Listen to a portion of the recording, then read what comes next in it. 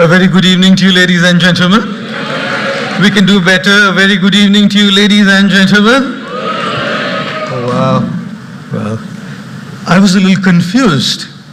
The introduction was to happen and then I was told you now next, so I came here. It's a great privilege, pleasure and honor to be here this evening at this very special function. The graduation of class 2023 at DAIS. My sincere gratitude to Mrs. Neeta Ambani ji, Mrs.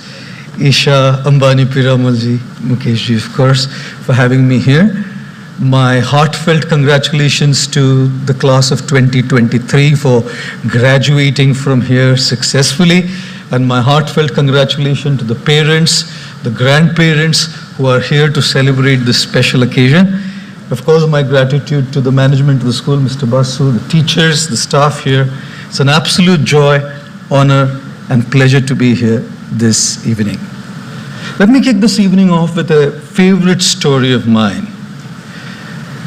There was a little boy about 6 years old who came to a balloon seller who was selling balloons on the street. And he asked the balloon seller, "Uncle, will this red balloon go up in the air?" The balloon seller said, "Of course, it will." He said, "And the blue one?" 100% it will. "The pink one?" "Most certainly it will." And you know how kids can be. They can ask funny questions, and I give funny answers as well. A 4-year-old once came to a shopkeeper and said to the shopkeeper, "Girl," he said, "Uncle, मैं कैसी लगती हूँ?" 4-year-old girl. The shopkeeper said, "बहुत प्यारी लगती हो बिटिया." He said, "तो अंकल मैं बड़ी हो जाऊंगी तो आप मेरी शादी आपके बेटे से करेंगे?" The shopkeeper said, "जरूर करेंगे बिटिया." He said, "तो अंकल फिर अपने होने वाले बहू को एक फ्री डेयरी मिल्क नहीं देंगे?" Children, very innocent, charming, clever, smart. They can ask funny questions and they can give funny answers too. A teacher in class asked a 6-year-old, "Which state of India are you from?" He said, "I'm from Arunachal Pradesh, madam." She said, "Can you spell it for me?" He said, "I'm from Goa, actually." Who spells Arunachal Pradesh? Kids are kids, aren't they? This little boy asked, "Will the pink balloon go up? Will the red balloon go up? Will the black balloon go up? Will the blue balloon go up?" The exasperated balloon seller said, "Look, darling, the balloons don't go up in the air based on their colors. The balloons go up in the air based on what's filled inside of them, the gas, the air. That's what takes the balloons to the heights of success." Boys and girls, the class of 2023, we are all different colored balloons, with different abilities, different skill sets, different backgrounds, different upbringings, different family cultures, different traditions, different opportunities, different resources, different challenges. We all have a very different outside.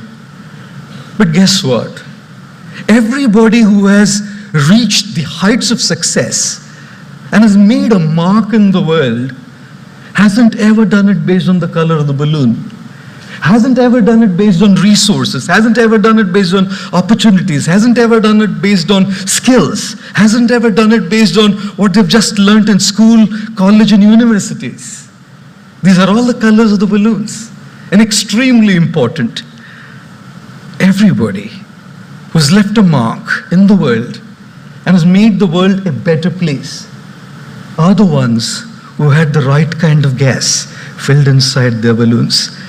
As we sort our outside, it is very, very crucial and important to fix our inside, because only those who have their inside sorted and inside fixed have reached high up in the sky, which is why, don't they say, it's not our aptitude but our attitude that decides our altitude in our life. Yes,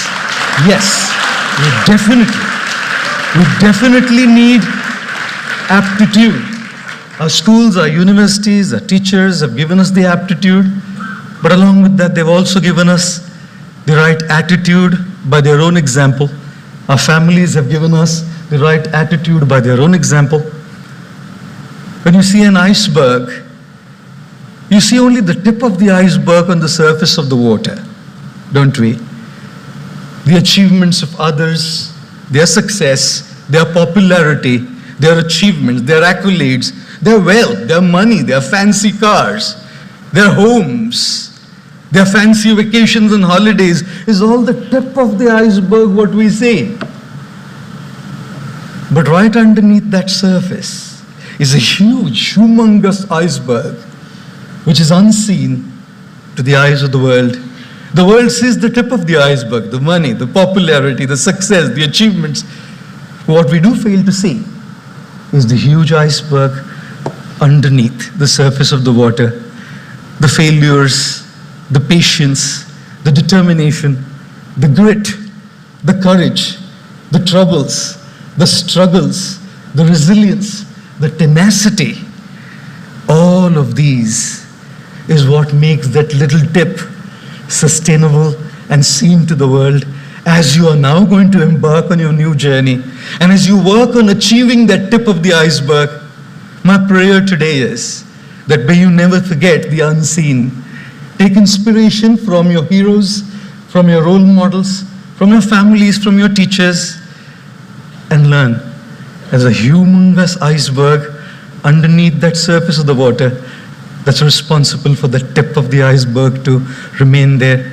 Remember always, it takes a lot of sleepless nights to become an overnight success. And therefore, here's the first principle that I want to share with all of you today.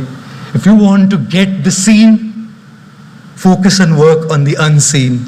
If you want the tip to be up there, focus on the huge iceberg underneath the surface. If you want your balloon, the beautiful colored balloon, to soar high up, focus on what's filled inside as well.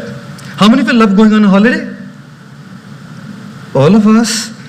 How many of you love traveling? Oh, okay, I must put my hand down. I hate traveling. Because in a year, sometimes I end up taking over 300 to 325 flights. That's insanity when it comes to traveling.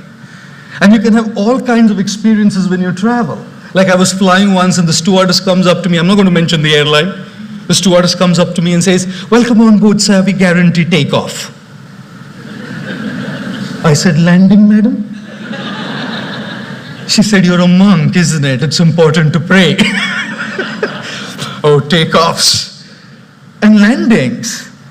The three biggest fears people had back in the day were, number one, the fear of public speaking. Anybody here? Okay. Number two was the fear of death. Anybody here? Okay. Number three was the fear of flying on an airplane. I guess that's why they call an airport a terminal. Possibly. Possibly. Oh, and those three fears have now been replaced with three biggest fears today. Number one, battery of the smartphone dying. Number two, poor Wi-Fi signal. And number three, that wheel on your phone which says still buffering when you're watching a Netflix show. Ladies and gentlemen, boys and girls, in my experience of travel, I hate travel because it's just so much of it. But how long can you keep saying, "I hate it, I hate it, I hate it"? I don't know, when do we stop this self-defeating talk? I hate this subject, I hate leaving home, I hate going here, I hate doing this, I hate. This self-defeating talk stops us from reaching where we want to reach in our lives. I have traveled to the United States. I said, right, I'm like, do insane stuff. I am an insane guy. I remember going to the US once, flying to New York City, and then going to Orlando for a talk. I was in the US for 16 hours. I flew for 22 hours to be in the US for 16 hours and got back to Mumbai for another function. And in 6 days after that, I flew back to New York City, 17 and a half hours, to be there for 48 hours and come back again for a function in Mumbai. 3 days after that, I flew back again to Chicago to be there for 36 hours to come back to Mumbai. And at the immigration, there was an Afro-American gentleman sitting there. He said, "Why don't you just stay, young man? You're just zipping in and out all the time." And guess what I learned? When you're traveling so much, 17 and a half hours of flight, Mumbai to New York. We're all looking forward to reach the destination when the flight lands. But in looking forward to the destination, very often, ladies and gentlemen, boys and girls, we forget to enjoy the journey. What a sheer waste of 17 and a half hours. If I say I hate flying, I don't hate this. I hate being on the flight. I hate this food on the flight. I hate being on the seat. I hate. And I'll only be happy when I land and I'm in New York City. I have wasted 17 and a half hours of my precious time. I have wasted my journey. What I want to share with all of you is, we move from one point to another point, go from one destination to another. You came here in the kindergarten, you moved to grade 1. Destination point A to B, in between the journey was 365 days. And you've been moving from one destination to another. Today, at the school, it's your final destination. You move out, now looking forward to your next destination. At Columbia, at NYC, at Yale, at Stanford, at Oxford. And what I do want to share with all of you is, destinations are important, but do not forget to enjoy the journey, because the journey to the destination is very long. And I've seen a lot of times that we become destination addicts and forget to enjoy. How many of you had a great time at DAIS? How many of you had a great time with your friends? How many of you enjoyed the journey? Okay, wow. It looks like I need to take my clothes off and come back, madam, to DAIS to experience this beautiful journey. I was sharing with her an interesting story. This is a class in London, 7-year-olds, and a teacher asked all the kids, "What do you want to be when you grow up?" Some of them said doctors, some of them said lawyers, some of them said actors, some of them said solicitors. One boy was quiet. The teacher turned to the boy and said, "Does it take that long to answer that question?" Very thoughtfully, the boy said, "When I grow up, madam, I want to be happy." The teacher said, "Boy, looks like you haven't got the question right." The 7-year-old said, "Ma'am, looks like you haven't got life right." Because if you would have gotten life right, you would know that everything that we do is wanting to be happy. And this answer was given by the legendary John Lennon of the Beatles group. Right? It was John Lennon who said this. You didn't get life right. And therefore, as you move from one destination to another, do not forget to enjoy the journey and be happy. How many of you failed in any exam ever in your life? Okay, some courageous souls raising their hands. A boy was once walking with his dad, college-going boy, and his friend messaged him, said, "Our college results are going to be out very soon." The boy messaged back saying, "I'm walking with dad. If he picks the phone up and he sees I've failed in any subjects, I'll be taken for a task."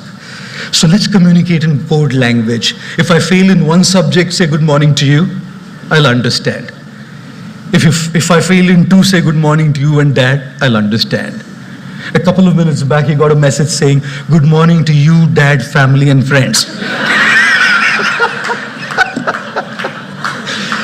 Ladies and gentlemen, boys and girls, we all have had our own failures.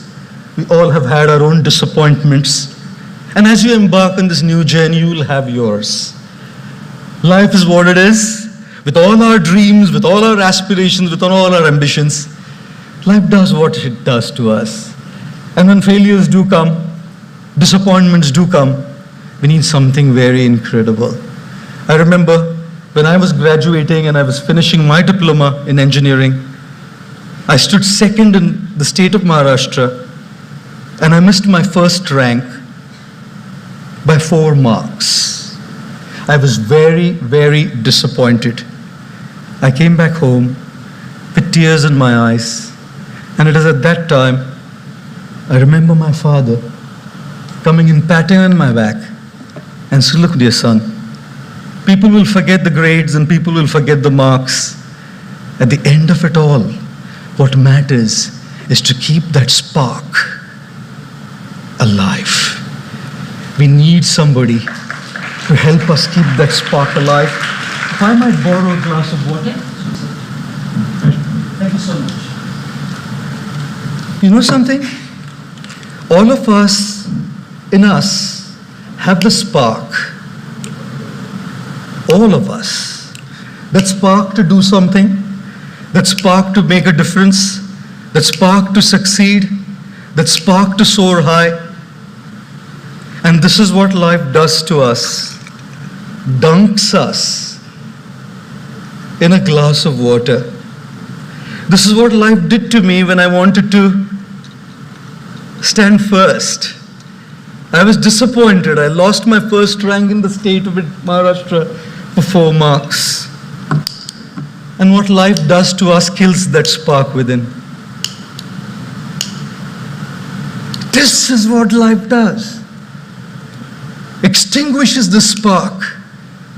Sometimes we feel I just can't keep going. I can't do it. I feel helpless. It's at those times that we need somebody to trigger that spark back within us, ladies and gentlemen.